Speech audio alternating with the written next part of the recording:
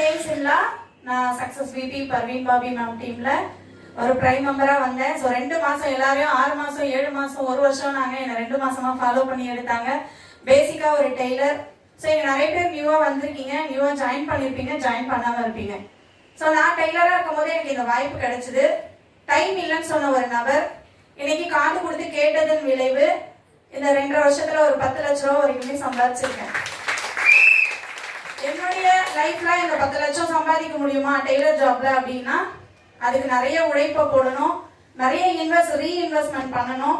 ஆனா இந்த இடத்துல நான் ஒரு டைம் பர்ச்சேஸ் பண்ணதுனால நான் 10 லட்ச ரூபாய் சம்பாதிச்சிருக்கேன். அது மட்டும் இல்லாம ஃபர்ஸ்ட் டைம் உங்க மாதிரி நான் இந்த மீட்டிங் வரும்போது இந்த ஓரத்துல தான் உட்கார்ந்து இருந்தேன். இந்த ஸ்டேஜ்ல நம்மளாம் வருவோமா, என்னடா என்னமோ அவார்டு வாங்குறாங்க, இவ்வளவு சம்பாதிக்கிறேன்றாங்க, அவ்வளவு சம்பாதிக்கிறேன்றாங்க. உண்மையிலேயே உங்களை மாதிரி நானுமே பிளாங்கா உட்கார்ந்த ஒரு நபர் தான், நம்பிக்கைலாம் கிடையாது. ஆனா விபி மேம் ஒரு வார்த்தை சொன்னாங்க, உனக்கு எவ்வளவுமா கடன் இருக்குன்னு கேட்டாங்க. 2 லட்ச ரூபாய் கடன் இருக்குன்னு சொல்லலாமா ஸ்டேஜ்ல? தூக்கிட்டாங்க. 2 லட்ச ரூபாய்க்கா நீ வா, உன்னை லட்ச லட்சமா கோடியா சம்பாதிக்க வைக்கிறேன்னு சொன்னாங்க. இன்னைக்கு கடன்லாம் அடைச்சி கடையில வாடகை கூட கட்ட முடியாம இருந்த ஒரு நபர் ஃபர்ஸ்ட் டைமா இங்க உட்காரும் பொழுது உங்களை மாதிரி பிளான் கேட்டேன். நானு 1 லட்சம், ஒரு ஐடி போட்டா 60,000, 3 ஐடி போட்டா 1,80,000, 7 ஐடி போட்டா 4,20,000. நான் ஒரு ஜாக்கெட் வரதான் உட்காந்துருந்தா 4,20,000 நம்புற மாதிரியா இருக்கு அப்படின்னு சொல்லிட்டு ரொம்ப அப்படியே சிரிச்ச வேலையில இங்க உட்கார்ந்து இருந்த ஒரு நபர். ஃபர்ஸ்ட் ஸ்டேஜ் முடிச்சேன் சுரேஷ் சார் கையால. குயிக் ஸ்டார்ட் அச்சீவ்னா என்னன்னு தெரியாது, சிஎல்னா என்னன்னு தெரியாது, ஆனா அச்சீவ் பண்ணிட்டேன். வந்ததுக்கு அப்புறம் தான் அந்த போஸ்டிங்கான வேல்யூ தெரிஞ்சது.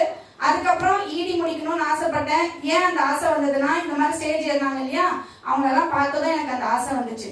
ஸோ ஒரு இடத்துல நம்ம போய் பேசுறோம் அப்படின்னா இங்க வந்த லீடர்ஸ் எல்லாம் பார்த்துருப்பீங்க, எல்லாருமே வந்த உடனே கோடி கோடியா லட்ச லட்சமா சம்பாதிச்சிட்டாங்களா அப்படின்னு கேட்டா கிடையாது.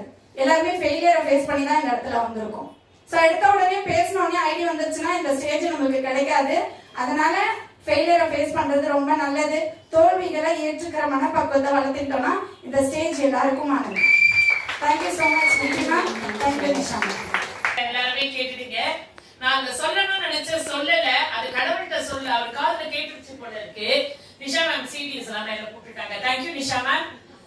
ஆக்சுவலி மைனா மேம் சொன்ன மாதிரி இங்க இருக்கிறதுலயே 2 பேரை தவிர்த்து 3வது ஏஜ் ஆள் நான்.